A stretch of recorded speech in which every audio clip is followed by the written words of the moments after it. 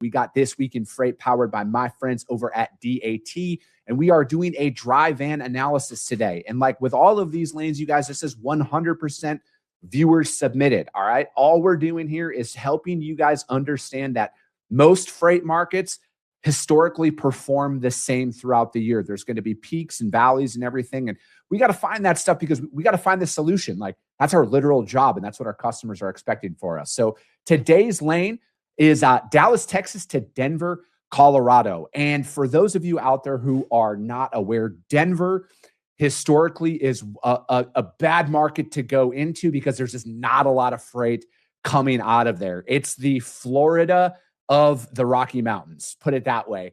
And it's always been this way. So it's like you're going to naturally see a higher rate per mile going in there. Carriers will always bake that rate going in there because they don't know what they're going to get coming out, right? It could be a partial. They could be sitting there for a couple of days. So it's like when you're pricing freight, you need to be very aware of the market it's going into. And then furthermore, look at the miles, right? Like we always talk about this on this show. I pay attention to the loaded miles almost more than anything because days of the week really matter. And there's going to be an exponentially higher rate quoted to you if this has to pick up on a Thursday for whatever reason and it can't deliver till Monday or Friday to Monday. 800 miles isn't the best weekend run. Guys want 1,500 miles. They want to run. They don't want to stop. They don't want to have any downtime.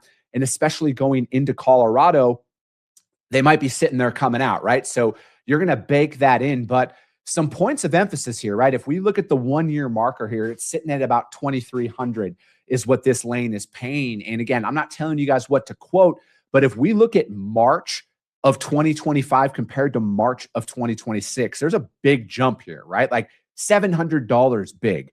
And why do we think that is? Those are those questions that we need to be asking ourselves as we're going in. I think we're really starting to see tightness happening out there in certain markets.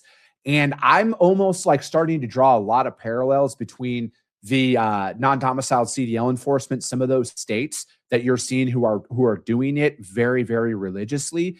You're starting to see a lot of that more in the rates in those markets that are starting to increase earlier in the year because that rate in particular is, I mean, it's exponentially higher than a peak market here back in July of when it looks like over the year it starts to peak up. So, you know, again, if you're in that situation right now where you have contracted freight with your customers and, you know, maybe you just put an RFP in January or February and now look at what happened in March.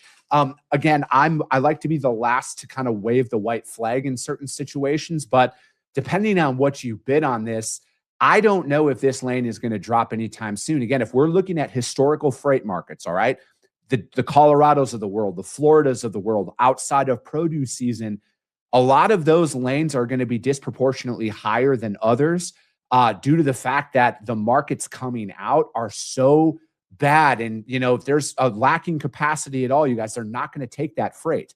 All right. Not without a higher price point, right? Like I'm still a firm believer. There's still a truck for every load in America. It just depends on what you're going to have to pay on that one. But if you're going into it, again, have those conversations with your customers. Don't assume anybody just has it all figured out and they know that. That's why they hire us to work with us to bring this information to them. And then obviously, as long as everything continues in the Middle East and fuel prices are going to be elevated, that is also going to be another big marker out there. So with this lane, it's going up. It's looking like it's going to continue to rise out there. So if you are moving Dallas into Denver and you're in a spot market truck in hand style situation, you're in a very strong position. But if you are in that RFP, you contracted it out, this might be one of those lanes I would want to address with my customer right away about things changing here. And depending on how long this goes, you could be underwater. But that's just what I see happening out there. Again, you guys, this is this week's dry van lane for This Week in Freight powered by DAT. And if you want your lane broken down, again, I just tell you guys how I go about this on my day-to-day when I'm out there calling shippers and prospecting business. Just trying to help you guys read the markets at a little bit more of a granular level than what you might see out there in the mainstream